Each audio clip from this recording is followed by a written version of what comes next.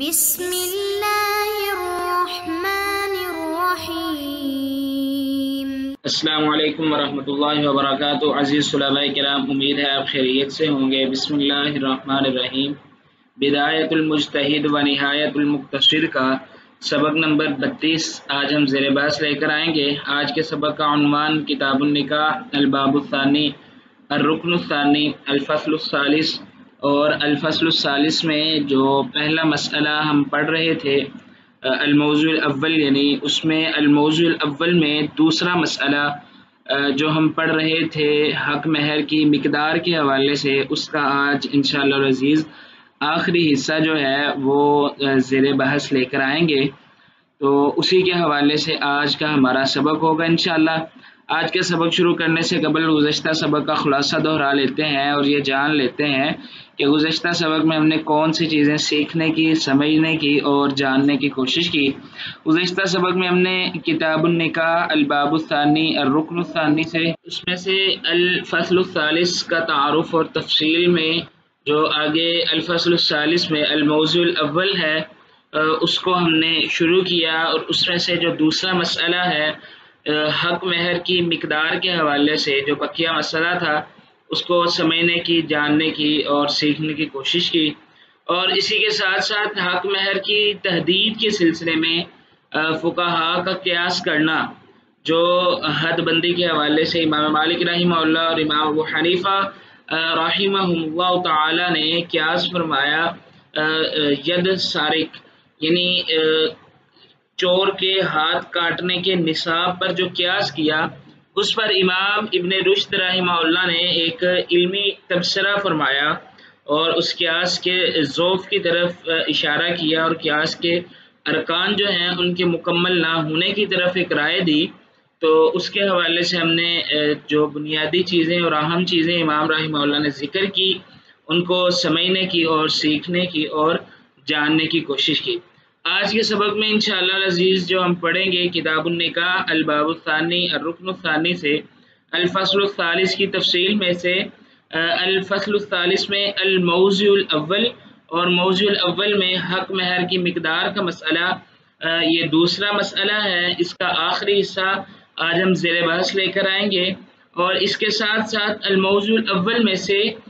تیسرا مسئلہ جو حق مہر کی جنس کا مسئلہ ہے، اس کے حوالے سے انشاءاللہ العزیز ہم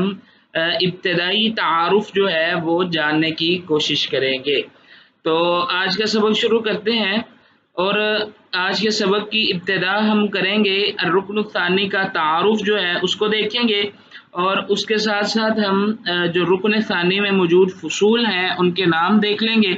الرکن الثانی جو ہے یہ فی شروط العقد، یعنی جو نکاح ہے، عقد ہے، اس کی شرائط کے حوالے سے گفتگو ہے رکن الثانی میں، اور اس میں 3 فصول ہیں۔ پہلی فصل جو ہے فی الاولیاء، وہ اولیاء کے حوالے سے ہے۔ دوسری فصل فی الشہود، گواہوں کے حوالے سے، اور تیسری فصل جو ہے فی الصداق، حق مہر کے حوالے سے ہے۔ اس میں حق مہر کی جو بحث ہے وہ ہے، اور الحمدللہ ہماری یہ تیسری فصل چل رہی ہے الفصل الثالث۔ اور آگے دیکھتے ہیں الفصل الثالث کی تقسیم امام رحمہ اللہ نے کیسے فرمائی۔ امام رحمہ اللہ فرماتے ہیں جی والنظر فی الصداق فی 6 مواضع، یہ مہر کے حوالے سے جو ہماری بحث ہوگی یہ ہم 6 حصوں میں تقسیم کر کے آگے اس کے حوالے سے بحث کریں گے۔ الاول فی حکمہ و ارکانہ، پہلی بحث اس کے حکم اور ارکان کے حوالے سے۔ الموضوع الثانی، دوسرا جو حصہ ہوگا فی تقرر جمیعہ للزوجہ، یہ زوجین کے جو مدت کا تعین ہے اس کے حوالے سے۔ تیسرے میں فی تشتیری ہی، یعنی کن حالات میں، کن صورتوں میں حق مہر جو ہے یہ نصف ہو جاتا ہے۔ الموضوع الرابع جو ہے اس میں تفویض اور اس کا حکم۔ پانچویں میں الاصدقۃ الفاسدہ و حکمھا، فاسد حق مہر اور اس کا حکم وہ بیان کیا جائے گا۔ چھٹی میں فی اختلاف الزوجین فی الصداق، مہر میں زوجین کا جو اختلاف ہے اس کے حوالے سے گفتگو ہوگی انشاءاللہ العزیز، اور ان تمام مسائل کی تفصیل جو ہے یہ اپنے محل اور مقام میں آئے گی انشاءاللہ۔ تو آج کا ہمارا سبق جو ہے وہ موضوع الاول کے حوالے سے ہے۔ تو موضوع الاول میں امام رحمہ اللہ نے پھر تقسیم فرمائی اور فرماتے ہیں کہ اس جو مسئلہ ہے موضوع الاول ہے، اس میں بحث فیہ اربع مسائل، 4 مسائل کے تحت اس میں گفتگو ہوگی۔ الاولی فی حکمی، وہ حق مہر کا حکم ہے جو الحمدللہ ہم نے پڑھ لیا۔ دوسرا فی قدری ہی، اس کا انشاءاللہ العزیز جو آخری حصہ ہے وہ آج کے سبق میں ہم زیر بحث لائیں گے۔ الثالث فی جنس ہی و وصف ہی، جنس اور وصف کے حوالے سے یہ انشاءاللہ العزیز آج ہم اس کی ابتدا کریں گے، جو ابتدائی حصہ ہے وہ دیکھیں گے۔ اور چوتھے نمبر پر فی تعجیلی ہی، حق مہر کے جلدی کرنے کے حوالے سے، وہ بھی ان کے بعد یعنی جنس اور وصف کی بحث کے بعد آگے جو ہے وہ تعجیل کے حوالے سے انشاءاللہ العزیز ہم بحث کریں گے۔ شروع کرتے ہیں جی اپنا آج کا سبق۔ آج کے سبق جو ہے وہ حق مہر کی مقدار کا مسئلہ ہے۔ اس میں امام ابن رشد رحمہ اللہ جو ہیں انہوں نے ایک رائے پیش کی، اور وہ رائے یہ تھی کہ جو قیاس کیا گیا ہے فقہا کی جانب سے اقل حق مہر کی تحدید کے معاملے میں چوری کے نصاب پر، تو اس کے قیاس پر جو علمی تبصرہ تھا وہ کیا، اور اس کے بعد امام رحمہ اللہ فرماتے ہیں کہ وَلَمَّا اتَّفَقَ الْقَائِلُونَ، جب متفق ہو گئے القائلون، جو قائل ہیں اس بات کے، بالتحدید علی قیاسہ علی نصاب السرقہ، جو تحدید کے قائل ہیں جب وہ اس بات پر قائل اور متفق ہو گئے حق مہر کی تحدید کرتے وقت ہمارے پاس جو معیار اور پیمانہ ہوگا وہ سارقے کا نصاب ہوگا۔ اور گزشتہ سبق میں قیاس کی بحث میں جب ہم نے یہ پڑھا ہے کہ اس پر جو قیاس کیا گیا سبب یہ ہے کہ عضو مستباح بالمال، مال کے بدلے میں ایک عضو جو ہے وہ مباح ہوتا ہے۔ وہ الگ بات ہے کہ امام رحمہ اللہ نے یعنی امام ابن رشد رحمہ اللہ نے اس پر ایک علمی تبصرہ فرمایا، اور اس قیاس کی ارکان، علت اور مقیس علیہ مقیس ان میں اشتراک جو ہے وہ لفظی نہیں موجود، اور اس اعتبار سے جو فرق ہے اس کو بھی واضح فرمایا۔ لیکن یہاں پر امام رحمہ اللہ اب بات کر رہے ہیں ان کی رائے کی، کہ امام مالک رحمہ اللہ اور امام ابو حنیفہ رحمہم اللہ تعالی جو ہیں وہ اس بات کے قائل ہیں کہ حق مہر کی تحدید ہونی چاہیے عقل کی، اور انہوں نے عقل کے لیے سارقہ جو ہے یعنی چوری جو ہے اس کے نصاب کو متعین کیا ہے۔ تو امام رحمہ اللہ فرماتے ہیں اختلفوا فی ذلک، تو اس مسئلے میں پھر ان کا اختلاف ہو گیا کہ اب چوری کا نصاب کتنا ہے۔ اب ہم یہ تو کہہ دیتے ہیں امام مالک رحمہ اللہ اور امام ابو حنیفہ رحمہ اللہ کی رائے کے مطابق کہ حق مہر کی اقل مقدار جو ہے وہ سرقے کا نصاب ہے۔ اب ہم نے یہ قول کہہ دیا سرقے کا نصاب۔ اب اگلا مسئلہ ہمارا یہاں پہ پیش آیا کہ سرقے کا کیا نصاب ہے، جس کے بدلے میں ہاتھ کاٹا جائے گا، اب وہ نصاب کیا ہے؟ امام رحمہ اللہ فرماتے ہیں اختلفوا فی ذلک، انہوں نے اس میں اختلاف کیا ہے بحسب اختلافہم فی نصاب السرقہ، جس طرح ان کا اختلاف ہو چکا ہے سرقے کی نصاب کے حوالے سے۔ اب فقہا کے نزدیک سرقے کا جو نصاب ہے وہ بھی الگ الگ ہے۔ مالکیہ جو ہیں انہوں نے سرقے کا نصاب ربع دینار قرار دیا ہے، جبکہ احناف جو ہیں امام حنیفہ رحمہ اللہ جو ہیں ان کے نزدیک جو 3 درہم کا بھی قول ہے، اسی طرح 10 درہم کا بھی قول مل جاتا ہے۔ اور یہ جو الگ الگ رائے آ رہی ہے نا، تو امام رحمہ اللہ فرماتے ہیں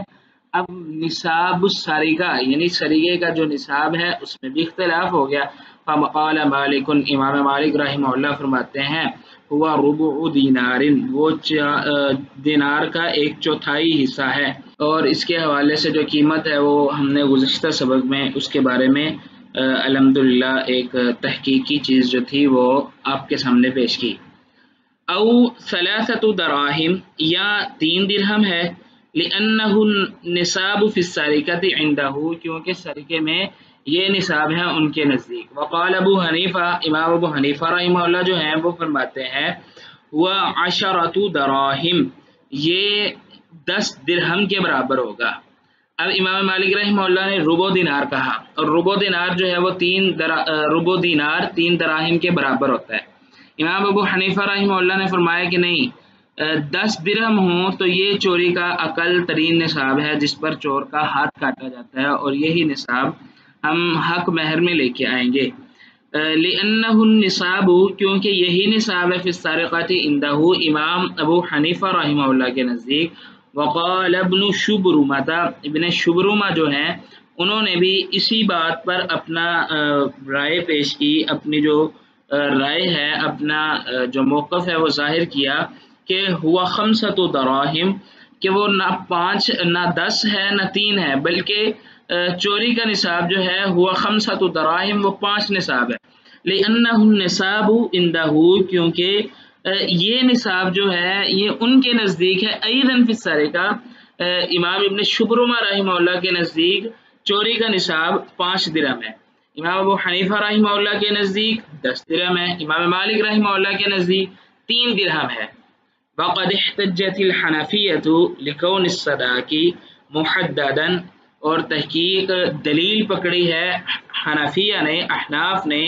امام ابو حنیفہ رحمہ اللہ نے، لکون الصداق، صداق کے ہونے کے بارے میں، محددا محدود، لکون الصداق محددا کا مطلب ہے کہ انہوں نے یعنی احناف نے، اصحاب احناف جو ہیں انہوں نے ایک ایسی روایت بھی پیش کی ہے جس کا متن اور جس کی وضاحت اور جس کے الفاظ اس بات کے متقاضی ہیں کہ یہ جو مہر ہے، عقل کی مقدار محددہ، یہ ایک تحدید میں ہونی چاہیے، مقرر ہونی چاہیے، بہذا القدر، اس اندازے کے مطابق، بحدیث، اس حدیث کی وجہ سے، یروونہ، جو وہ روایت کرتے ہیں، عن جابر، حضرت جابر رضی اللہ تعالی عنہ سے، عن النبی صلی اللہ علیہ وسلم، وہ اللہ کے نبی صلی اللہ علیہ وسلم سے روایت کرتے ہیں، انہ قال، بے شک شان یہ ہے کہ آقا علیہ الصلاۃ والسلام نے، پاک پیغمبر نبی کریم صلی اللہ علیہ وسلم نے فرمایا، لا مہر، نہیں ہے کوئی بھی مہر، بأقل من 10 دراہم، جو 10 درہم سے کم ہو، جو 10 درہم سے کم ہوگا وہ مہر نہیں ہوگا۔ یہ اللہ کے نبی صلی اللہ علیہ وسلم کا یہ فرمان ایک نقل کرتے ہیں۔ اب عزیز طلباء کرام، یہاں پہ تھوڑی سی نحوی صرفی بحث کر لیں تو آپ کو معلوم ہوگا کہ فقہا نے یہاں سے لا مہرہ سے جو حرف لا ہے اس کو لا نفی جنس قرار دیا ہے، اور لا کے بعد مہرہ جو ہے یہ ناکرہ آ رہا ہے، تو جو سیاق ہوتا ہے یعنی سیاق کلام میں لا نفی جنس کے بعد جب ناکرہ آئے تو اس کی نفی جو ہے وہ عام ہوتی ہے۔ یہ بعض نحوی کتب میں یہ قاعدہ موجود ہے،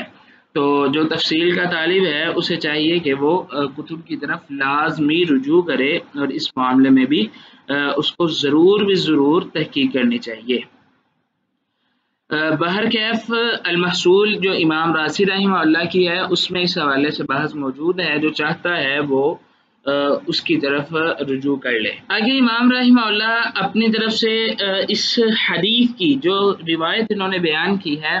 اس روایت کے حوالے سے بحث کرتے ہیں، اور امام رحمہ اللہ فرماتے ہیں، وَلَوْ كَانَ هَذَا ثَابِتًا لَكَانَ رَافِعًا لِمَوْضِعِ الْخِلَافِ۔ امام ابن رشد رحمہ اللہ فرماتے ہیں، وَلَوْ كَانَ ثَابِتًا، اگر یہ روایت ثابت ہوتی، لَكَانَ رَافِعًا، تو یقیناً یہ روایت ایسی تھی جو ختم کر دیتی، جو اٹھا دیتی۔ رافعان کا مطلب، رافع کا ویسے تو مطلب بلند کرنا، اٹھانا ہوتا ہے نا، لیکن یہاں سے مراد یہ ہے لکان رافعان، یقیناً یہ اٹھا دیتی، ختم کر دیتی، موضع الخلاف، جو اصل سبب اختلاف بن رہا ہے اس کو، لأنہ، بے شک شان یہ ہے، کانا، بے شک یہ جو روایت یہ پیش کی گئی ہے، یجب، یہ واجب کر دیتی ہے، لموضع هذا الحدیث ان يحمل حدیث سہل بن سعد علی الخصوص۔ امام رحمہ اللہ فرما رہے ہیں اگر یہ روایت ثابت ہو جاتی تو اس روایت کے ثابت ہونے کی وجہ سے ان يحمل حدیث سہل بن سعد، سہل بن سعد رضی اللہ تعالیٰ عنہ والی جو روایت ہے جس میں اللہ کے نبی صلی اللہ علیہ وسلم نے قرآن کی صورتوں کے بدلے میں آیات کے بدلے میں نکاح فرمایا تھا، قد انکحتکھا آپ نے فرمایا تھا، تو امام رحمہ اللہ فرماتے ہیں اگر یہ حدیث ثابت ہو جاتی تو پھر ہم اس روایت کو خصوص پر محمول کر دیتے اور ہم یہ بات کہتے کہ وہ حدیث جو ہے وہ خاص اس معاملے کے لیے ہے، اور یہ عام حکم یہ ہے کہ اللہ کے نبی صلی اللہ علیہ وسلم نے فرمایا کہ لا مہر بأقل من 10 دراہم، یہ جو ہم نے گزشتہ روایت پڑھی ہے۔ ولیکن حدیث جابر رضی اللہ عنہ ھذا، یہ جو جابر رضی اللہ تعالیٰ عنہ والی یہ روایت ہے ضعیف عند اہل الحدیث، یہ اہل الحدیث کے نزدیک یہ حدیث ضعیف ہے۔ فإنہ پس بے شک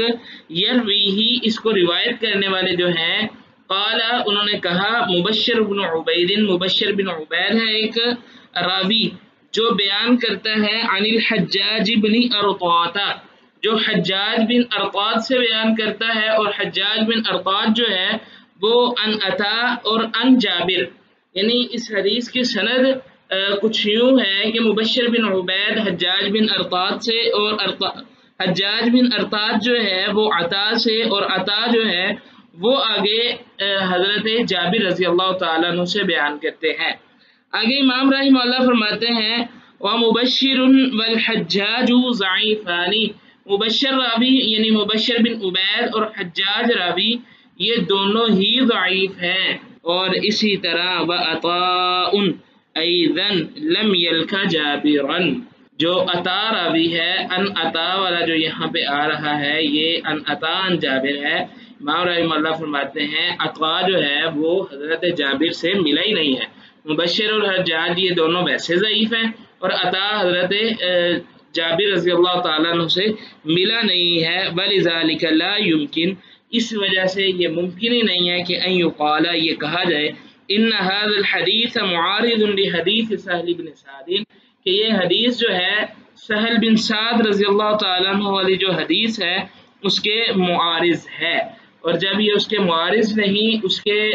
الٹ نہیں آ رہی تو پھر یہ حدیث سندن ضعیف ہے، تو پھر امام رحمہ اللہ کی رائے میں جو روایت سہل بن سعد الساعدی رضی اللہ تعالیٰ عنہ والی ہے